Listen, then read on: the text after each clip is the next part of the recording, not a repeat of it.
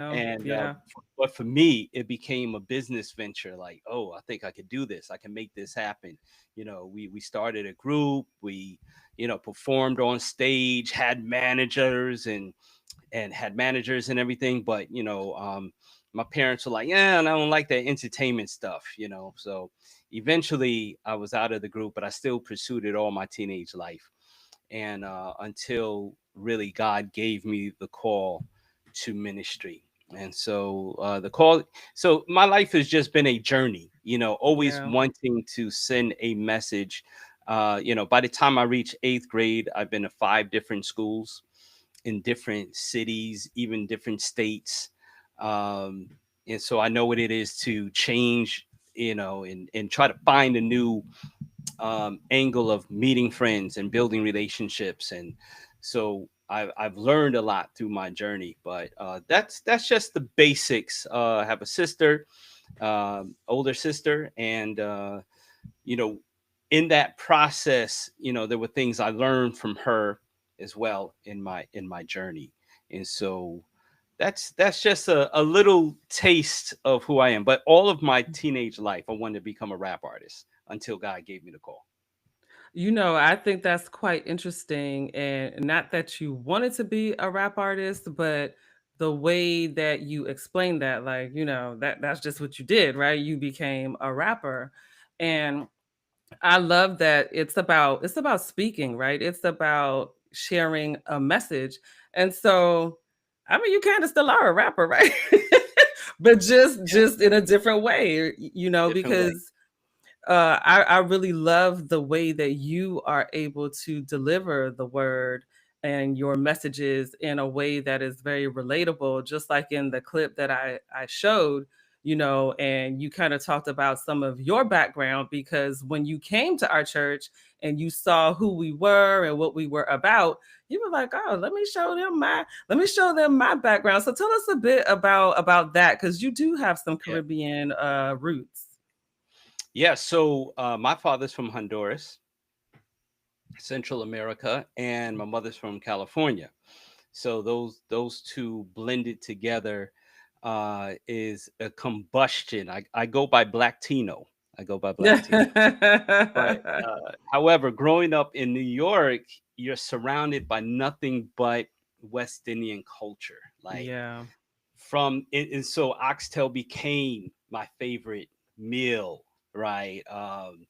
But any type of brown stew or listen, I've even had brown stew tofu, right? So growing up in my church and in my family, we grew up vegetarian until later on in life. I just became kind of a not everytarian, but close to everytarian. So, No, I but love that. having that Western, so well, growing up in New York, you kind of get a taste of all cultures. Yeah. So one day it could be Chinese, another day it could be, uh, Mediterranean. Another day it could be Indian, right? It could be West Indian. It could be Dominican. So you get a taste of all cultures and you start to appreciate it because all these meals that you can get. But what Right. relates to me the most is the West Indian culture, because growing up, as my father grew up in Honduras, I started to notice, as I went back to visit, I started to notice that the blacks that live in Central Yeah. America, more align themselves with the West Indian culture, just Mhm. the way they spoke, their interaction. And then you realize, because of that Panama Canal, right? There's that connection there. So it's that deep rooted connection where people from Jamaica, people from Trinidad, and all of the islands, came to Panama and built that canal, and then started to spread out, and that culture is more Yeah. identified like a Caribbean, West Indian culture more than Hispanic culture.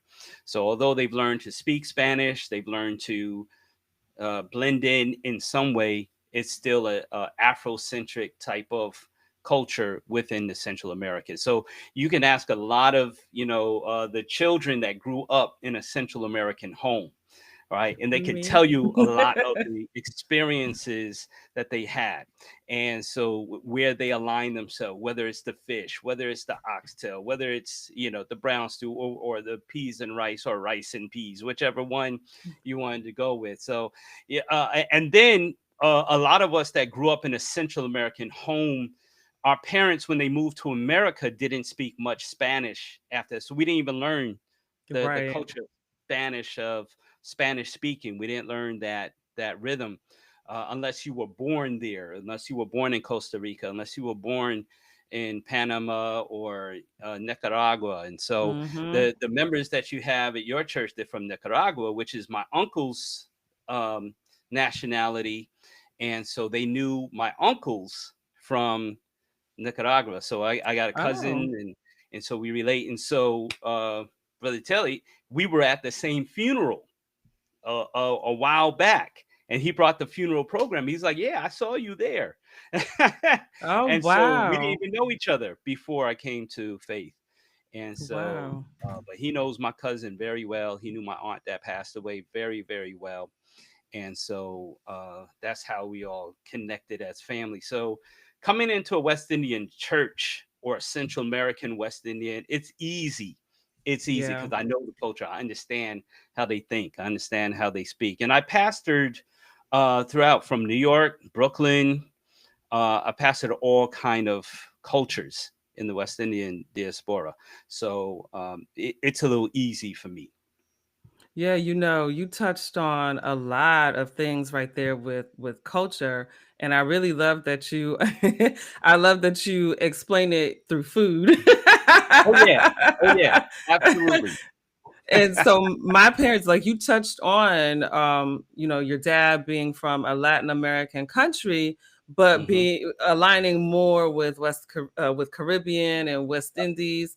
And so it's kind of funny because when I explain that to people, because that's always the first thing when I'm like, "Oh, my parents are from Nicaragua." They're like, "Oh, you speak Spanish?" No, I don't speak Spanish. I don't speak Spanish, and then I have to tell them that that was not my parents' first language growing up. Ooh, They learned Spanish in school, but like yes. my grandparents and they were not Spanish speakers. Like that was a language that they learned.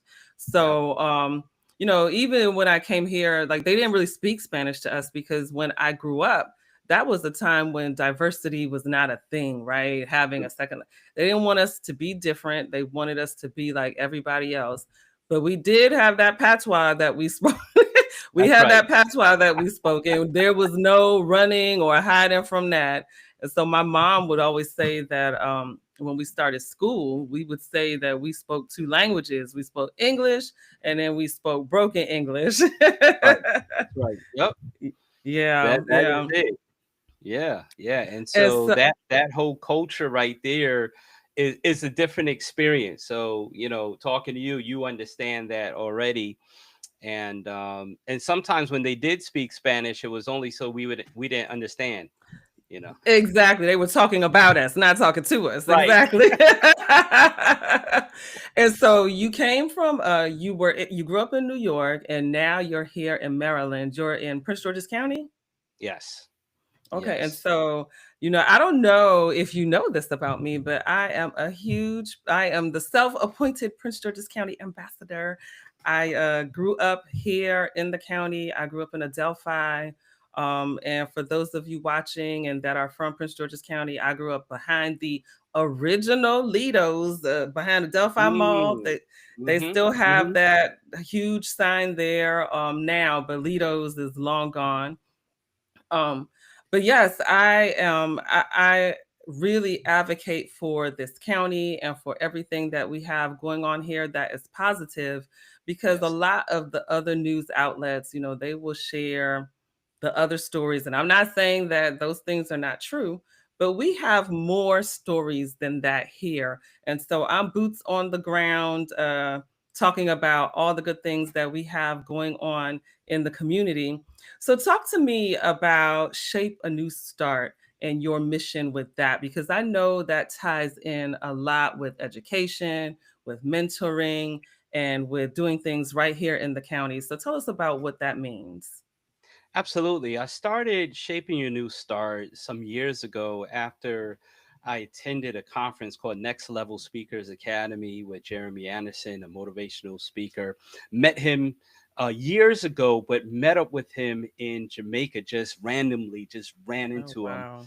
And he was telling me about this course he was doing, this coaching he was doing, and where I can use my gifts and really expand that into the public schools and things like that. Before, I was speaking in a lot of private schools, and I didn't know that this was an opportunity. And so, after I attended this conference, I said, "Wow, this is this is it." Because I had done music before that. I have a company called McGuire Entertainment Group, which is the parent group of Shaping Your New Start, and we put out a project called the Mega Project and a live recording. And so we have 3 songs on iTunes and YouTube called the Mega Project, featuring Sharice Tomlin, featuring Mark Prentice and Jay Medley.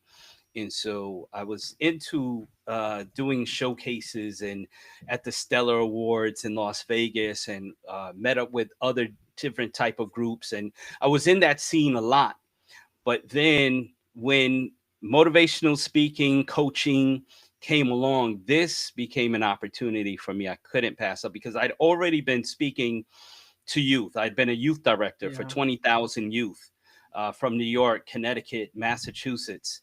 I already served as a youth pastor. I already even was a PE teacher for a short time. Oh, wow. A camp director, a summer camp director for 4 years. And so I knew what it took to speak to youth, because I had learned through my journey. Even when I started ministry, I was a youth pastor, but I had to learn how to become a youth pastor. I didn't, Mhm. just because I had the youth and the title didn't mean I was naturally a youth pastor. I had to learn some things on how to relate to young people, and still learning because every generation changes.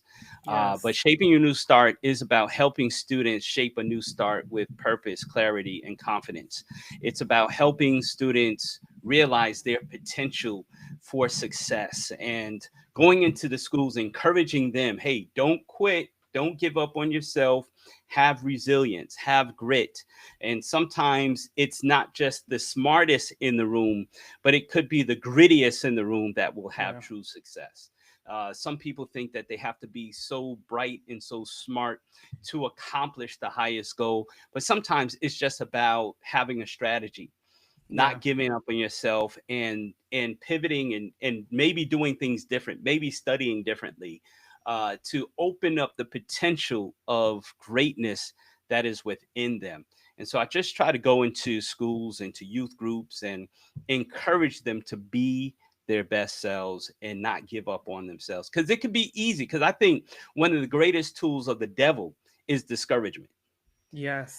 and that's why we're facing so much mental health problems today. And he's using discouragement, he's using depression, he's using all of these elements to keep us down. But I believe in really motivating that part of youth that don't feel like they're seen, or don't feel like they're heard, and say, hey, listen, you can do it. You can maximize your potential, stay in school, get those good grades, have success in life, and then giving them options, showing them options. So I don't just speak in schools. I've done mentorship programs, leadership programs, where I teach them how to be leaders, where I Mhm. teach them how to cast a vision, how to have teamwork.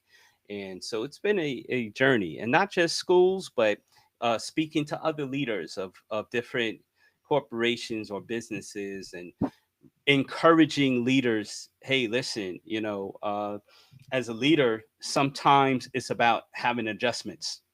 Yeah. Yeah. Sometimes it's okay, this is where I have to adjust here.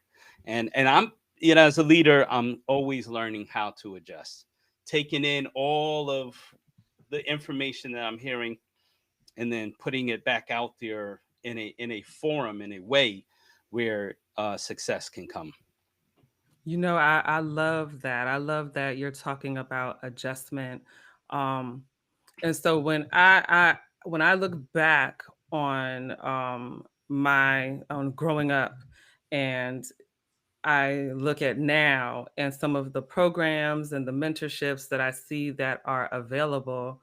I've been heavy in young entrepreneurship just because I see the leadership skills that it teaches our young people. And it teaches them how to think creatively. Because we talk a lot to them about, this is about problem solving. It's not about necessarily what you think is something great and good and your ideas, all that. It might be, but if it's not solving somebody's problem, That's then you're right. not gonna make money doing it. And That's right. so when I think about growing up, I always say, I wish I had these kinds of programs or that I was involved in them because I see where I lacked a lot of that confidence. And it took me years, well into adulthood, to even believe that some of the things that I'm achieving now were even achievable, or being able to roll with the punches, right? Make those changes, and as things come up and it's not working out the way that you thought it would work out, you don't just get all discouraged and fall out. You might do that, but get up and keep it moving. Yes. Um, and Mhm. so I just think that is so wonderful to pour into our young people in that way. And not just that, because when I hear you saying that as a leader, you also have to make adjustments. That means that they are pouring into you as well, right? They're Oh, your absolutely. mirror. Yeah, yeah, because that's the thing. You talked about being relatable and how you had to work up to that. And I can imagine it's not like an end goal, like I'm here now and now I'm good, because things are changing all the time, and Oh, we yeah. have to find different ways to connect with our young people, to let them know that we might not understand, but we're open to hearing what you're talking about, and to even letting you show us, what is this about? I don't understand it, but let me see, and I'll rock with you. I'll be your biggest supporter. So thank you for the work that you're doing in that way and pouring into our young folks. Appreciate that. Absolutely. Absolutely. Yeah. So let's talk about the gala.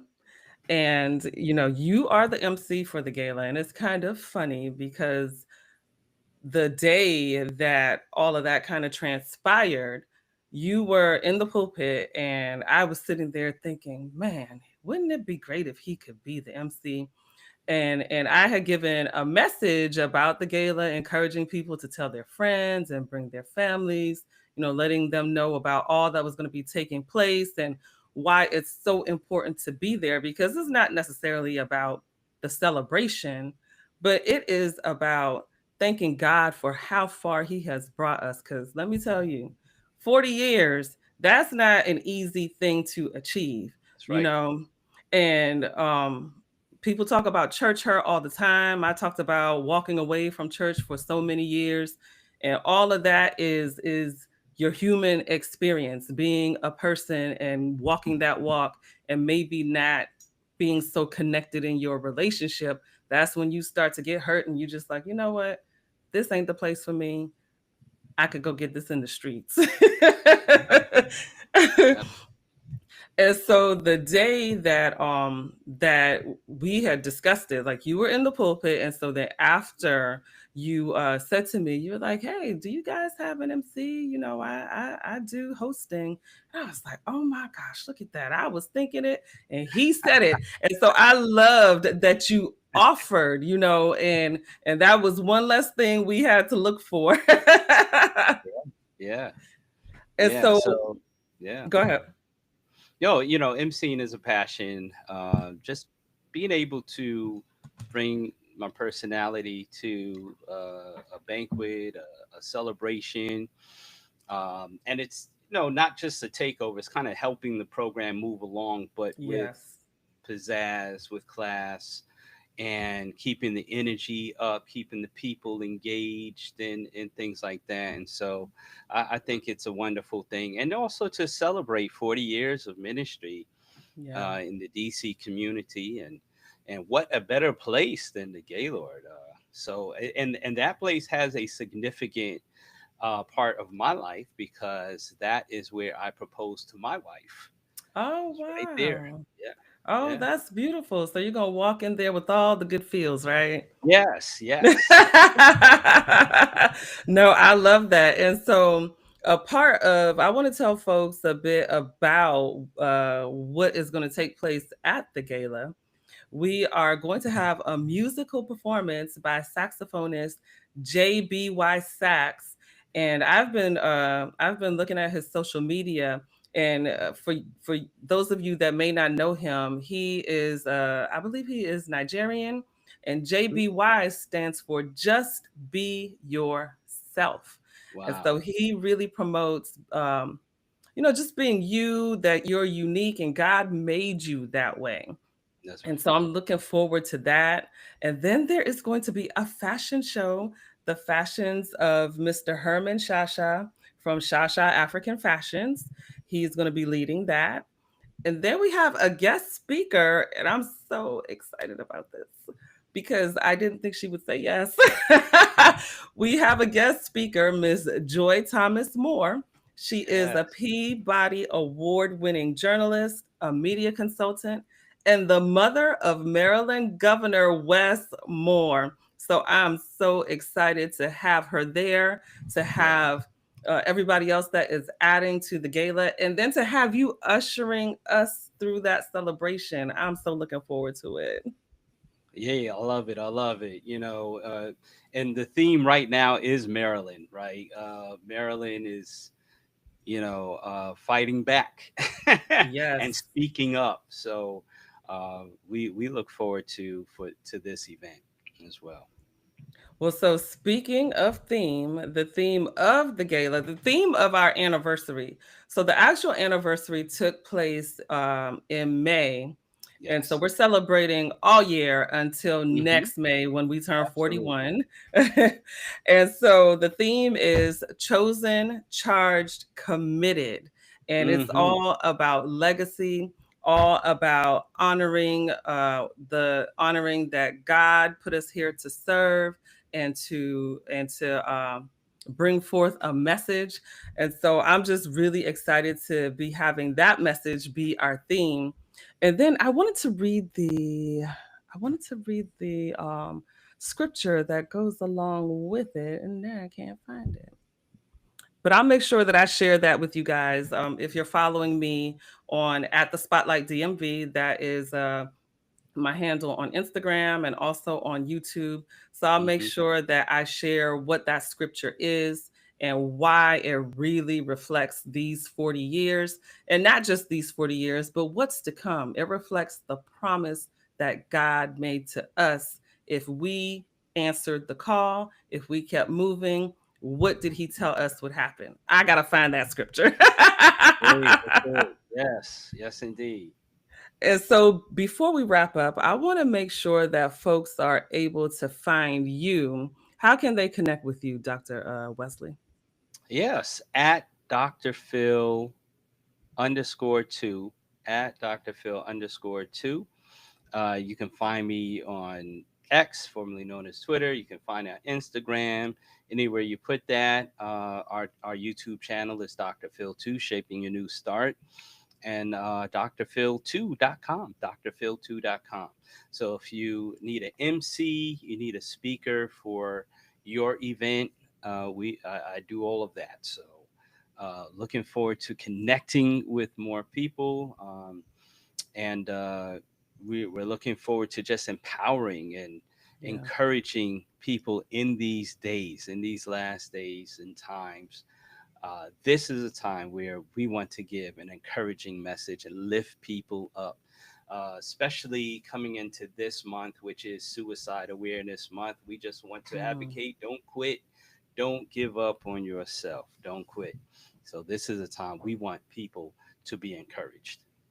I love it. I love it. Well, thank you again for joining me here on the Spotlight DMV for Behind the Event. It has been wonderful getting to know you and to know your story and your journey into ministry and hearing about all your current work. And so hopefully you'll come back on and be able to talk about Absolutely. anything that you have coming up. Oh, and I also wanted you to shout out your church and congregation. So tell us a bit about your church. United in Christ Seventh Day Adventist Church in Baltimore, Maryland. Love you guys, and it has been a wonderful pleasure to work with this church. We've been working hard to be in the community. We have a ministry that goes and feeds the homeless, a ministry that goes into the prisons, and we have been just making an impact in our community in the Waverly area of Baltimore.